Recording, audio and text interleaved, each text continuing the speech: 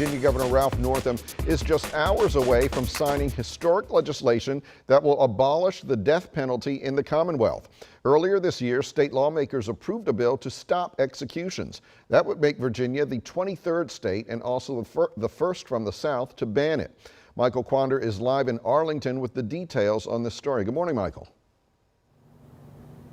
Hey, good morning, Tony. Well, I can tell you that the governor is going to sign that bill around 2 o'clock this afternoon after touring a death chamber at a prison in Southern Virginia. Now, this is pretty significant because the Commonwealth holds the record for putting more people to death than any other state.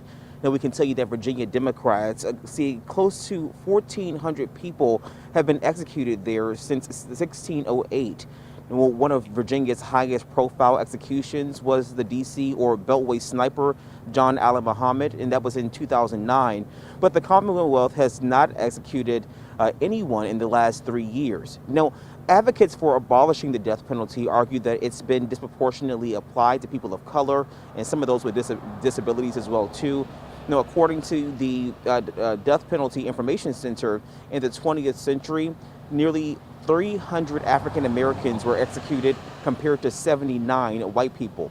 But still, some Republicans have raised concerns about what banning the death penalty could mean for victims' families and getting justice for heinous crimes. Ultimately, you could have Virginians that are going to be victims because somebody that otherwise should have been behind bars is going to be back on our streets. We believe this is a huge portion in the fight to really start correcting some historical wrongs here in the Commonwealth. So on one hand, you have people who are, against this, against capital punishment for moral reasons. And then on the other hand, you have some people who live here in the state who are concerned about what this could mean for victims' families, but also fear what the reform could mean for loosening other laws later on down the line.